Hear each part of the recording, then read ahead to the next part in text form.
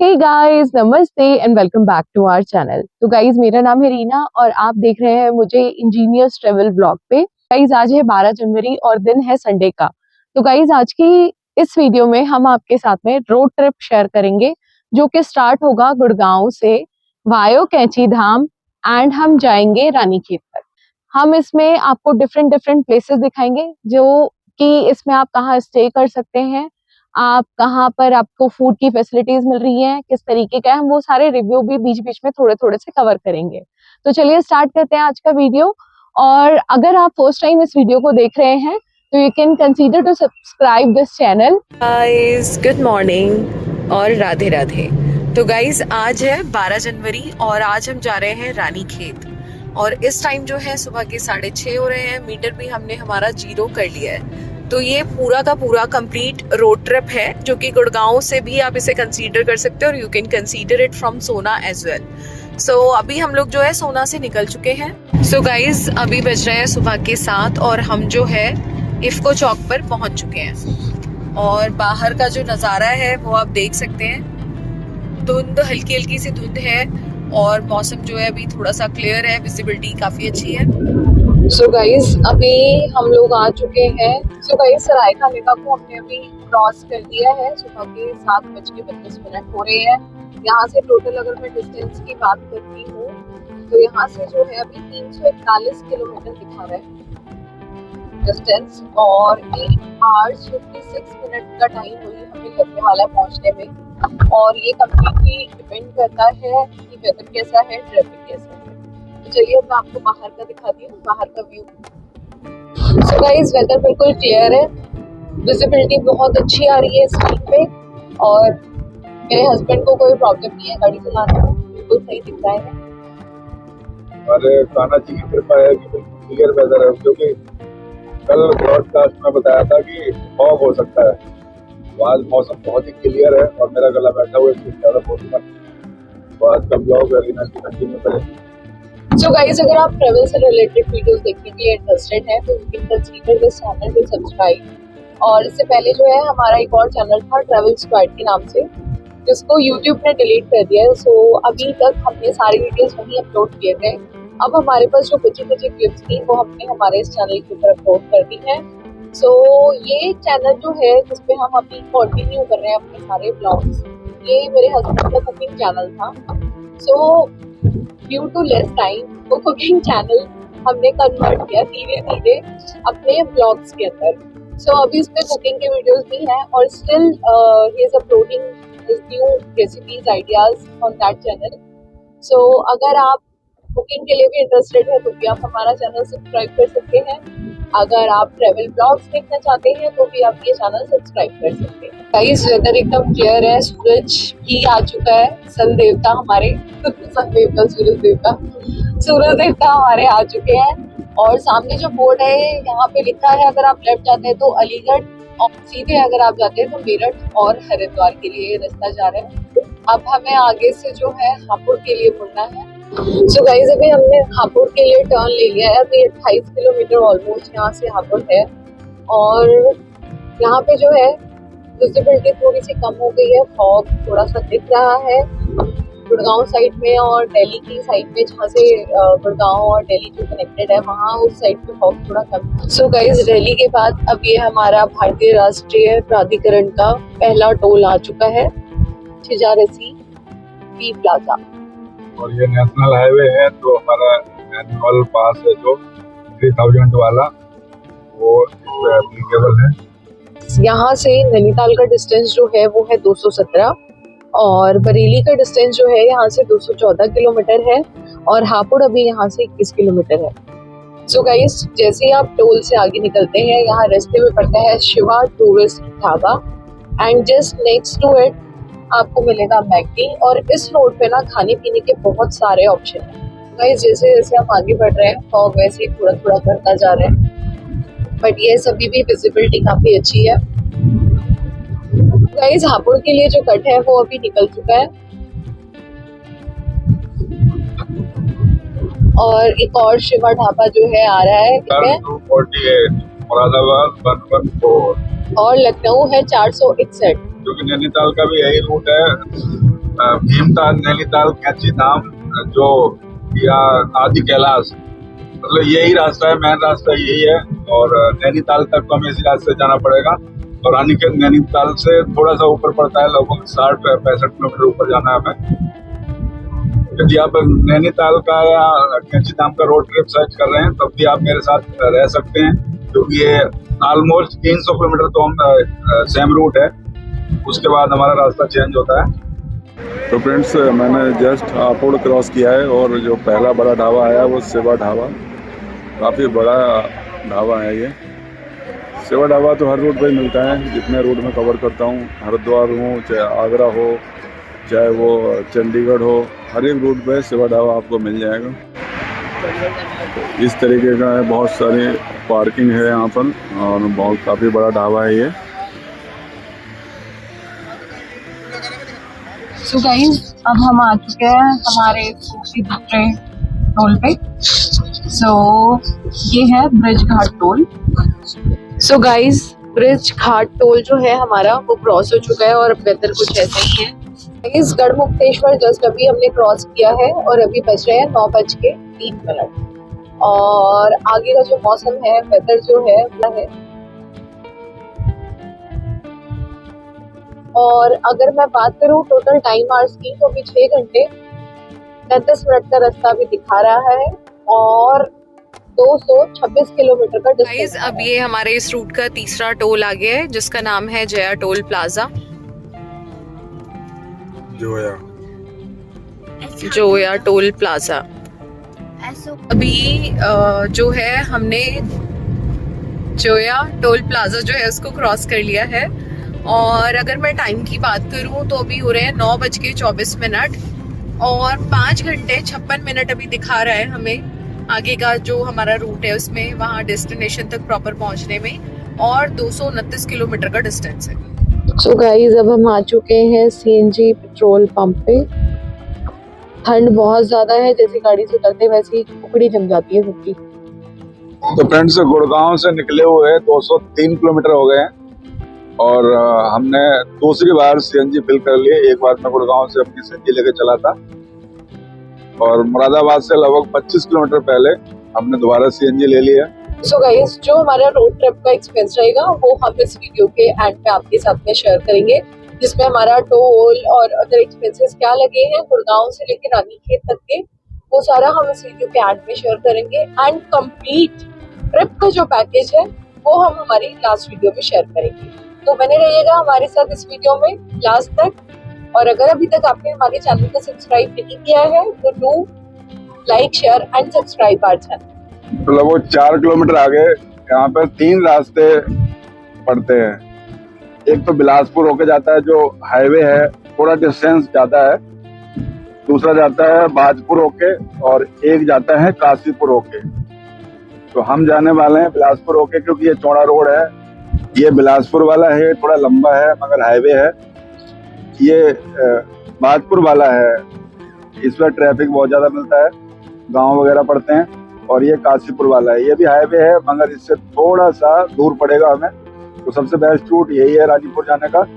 दूसरा, यदि आप नैनीताल होके जाना चाह रहे हैं काला डूंगी होके, तो आप इस रूट को कंसीडर कर सकते हैं। तो ये इस रूट का चौथा टोल है, जिसका नाम है नियामतपुर।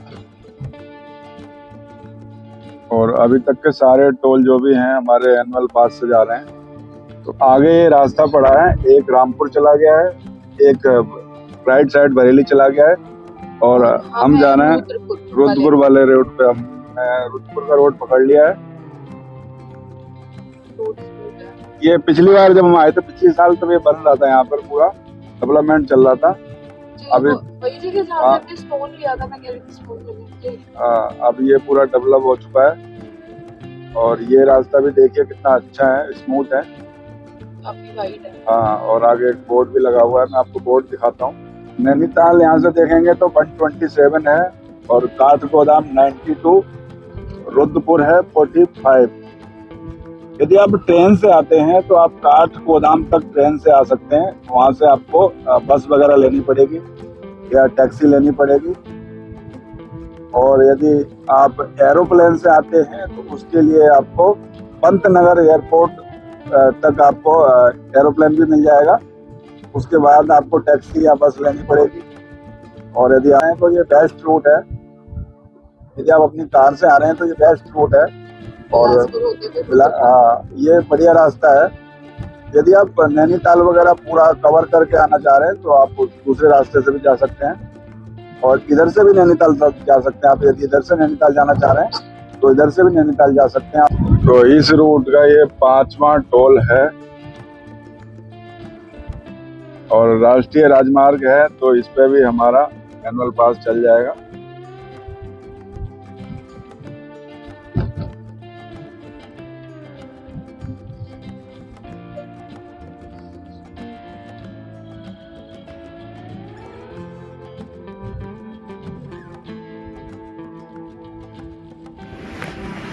तो यहाँ पर झूला भी है जिसपे परू पीहू झूल रहे हैं।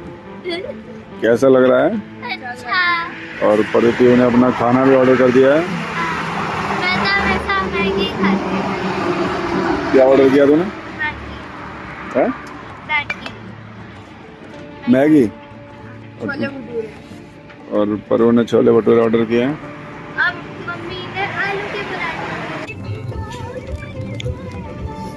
हमने अभी जो ब्रेक लिया है उसमें हमारे 40 मिनट्स और चले गए हैं। सो अगर मैं बात करूँ टाइम आवर्स की तो अभी सेम ही है, 4 hours 17 minutes अभी हमें और लगेंगे अपने डेस्टिनेशन तक पहुँचने में।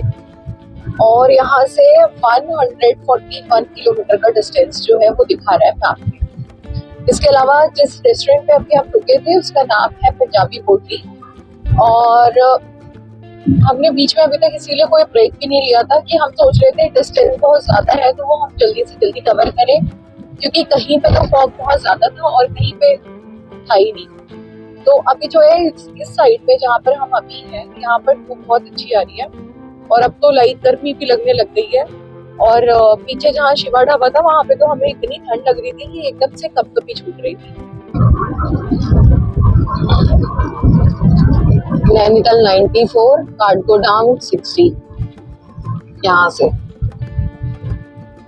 सो जिन्हें नॉनवेज पसंद है उनके लिए यहाँ पे बहुत सारे ऑप्शन है। KFC, स्टारबक्स दोनों एक साथ ही है।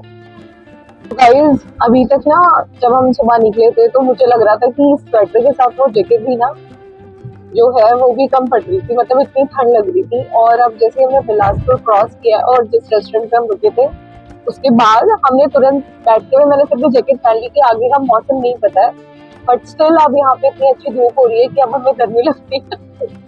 दोनों की जैकेट उतर गई। सो गाइस ये है रुद्रपुर का चौराहा और यहाँ से जैसे ही आप राइट लेंगे तो आप बरेली जा सकते हैं और अगर आप लेफ्ट लेते हैं तो आप जा सकते हैं काशीपुर और हम जा रहे हैं सीधे हल्द्वानी। सो गाइज अब ये हमारी फॉरेस्ट रेंज स्टार्ट हो गई है। यहाँ से आप जगह जगह पे ना जो है जो हमारी फॉरेस्ट के जो साइन होते हैं ना, लाइक एलिफेंट क्रॉसिंग, ये मंकी क्रॉसिंग, ये सब आ जाता है। और ये यहाँ पर साइड में हमारे Sanjay Van, Chetna Kendra, Tanda range. So I guess यहाँ से सफारी भी होती होगी नॉनू, है ना?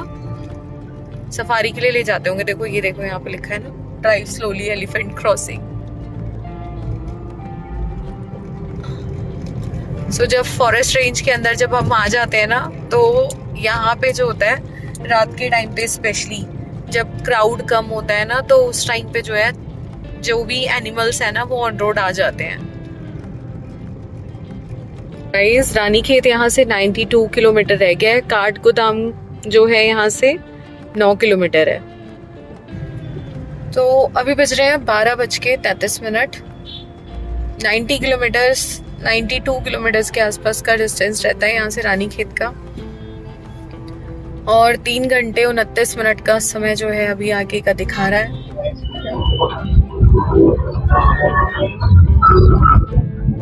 आगे देखो खड़ी चढ़ाई है, यहाँ पे गाड़ी के ऊपर चल रही है तो गाड़ी काफी अच्छा पिकअप चाहिए गाड़ी को यहाँ पे ऊपर चढ़ने के लिए।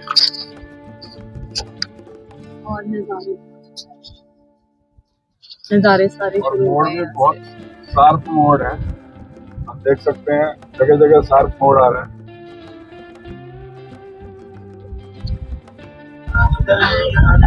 और मैं सीधा जाना कैंची धाम की तरफ, भवाली की तरफ, और नैनीताल का रास्ता लेफ्ट में कट गया है,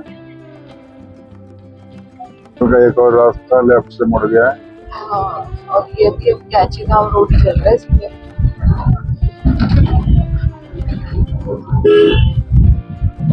अरे हाँ, सो ये अभी हम जो है भवाली में है, और ये इन बिटवीन जो है ना मार्केट आ जाती है भवाली।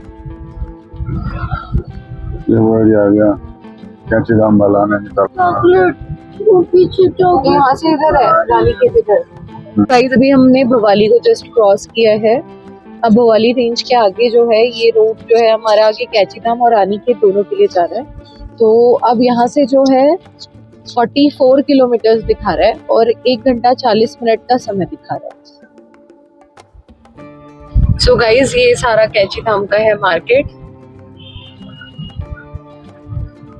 और ये है हमारे नीम करौली कैंची धाम वाले बाबा जी का मंदिर। परम पूज्य बाबा जी नीम करौली महाराज। यहाँ का रस देखिए कितना रस है। यहाँ हमेशा ही वैसे इतना रहता है। जब हम लास्ट टाइम आए थे यहाँ तब भी इतना ही था। तो गाइस हम कैंची धाम से निकल गए हैं बाहर जाम से। थोड़ा सा जाम था और अभी 37 किलोमीटर बचा हुआ है। बाकी गुड़गांव से हमारा जो रिच टाइम था 4 बजे का, वो मेंटेन हो रखा है जाम और सब। उसके बाद भी अभी तक 3:55 दिख रहा है। तो बीच में हमने स्टे भी किया है और जाम भी आज काफ़ी मिला है। एक्चुअली संडे है आज, तो काफ़ी लोग वीकेंड पे निकले हुए हैं। आज काफ़ी ट्रैफिक है। नैनीताल में भी ट्रैफिक है, इधर भवाली में, कैंची धाम में, तो काफ़ी ट्रैफिक है आज तक। ये लैंडस्लाइड हुआ होगा तो इस तरीके से इसको प्रोटेक्ट किया है। और यहाँ बोर्ड भी लगा है कि पहाड़ी से पत्थर गिरने का खतरा है। अक्सर पत्थर गिरते रहते होंगे, इसलिए इसको पूरा प्रोटेक्शन की हुई है सीमेंट से जाल लगा के पूरा। तो जैसे ही हमने कैंची धाम से थोड़ा सा आगे निकले हैं, सो ये व्यू देखिए कितना प्यारा व्यू है। और सुंदरता बढ़ने लगी है रास्ते की। रास्ते और ही खूबसूरत होने लगे हैं। What a beauty!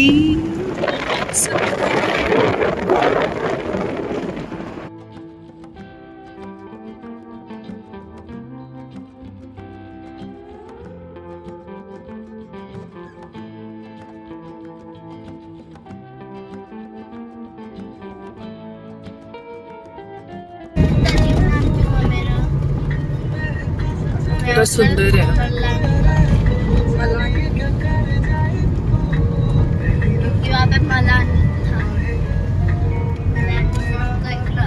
So guys अभी बज रहे हैं 3:55 और मतलब ऑलमोस्ट 4 ही बजने वाले हैं। और अभी यहाँ से 19 मिनट का रास्ता रहता है और 8 किलोमीटर का डिस्टेंस जो है अभी बचा हुआ है। तो ऑलमोस्ट हमारा जो रानीखेत का ट्रैवलिंग टाइम था हमने उसको प्रॉपर मेंटेन किया है, जबकि हमने बीच में ब्रेक्स भी लिए हैं। मतलब 2-3 बार ब्रेक्स हमने ले लिए हैं। बीच में अभी हम रुके थे कहीं, वहाँ से व्यू बहुत अच्छा आ रहा था। और हम क्योंकि एक ये वैसे भी सुबह से ही हम लोग निकले हुए हैं, तो हम बीच में ब्रेक लेना तो वैसे भी बनता है।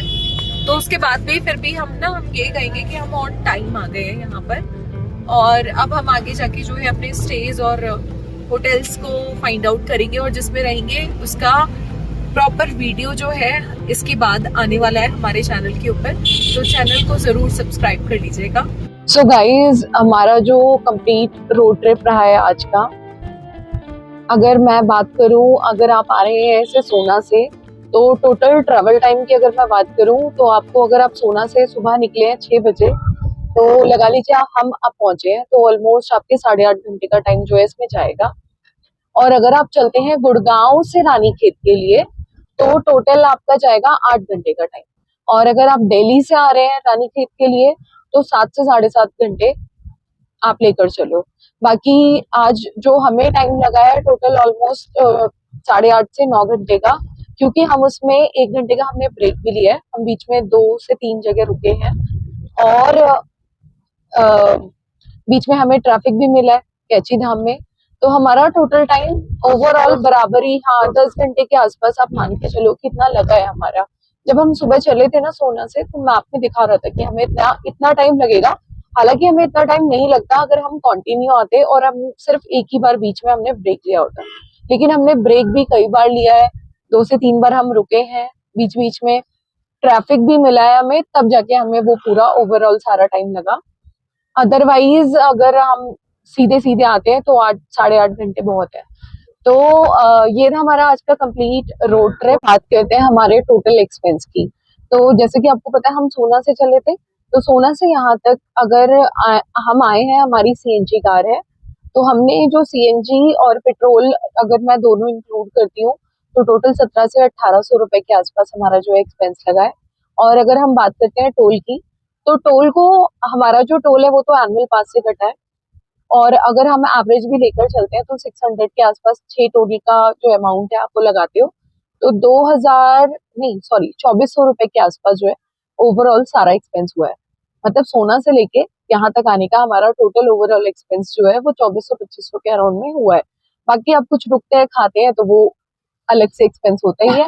इसके अलावा पूरे ओवरऑल ट्रिप का क्या एक्सपेंस रहा है वो हम नेक्स्ट वीडियो में शेयर करेंगे। तो stay tune on engineers travel blog.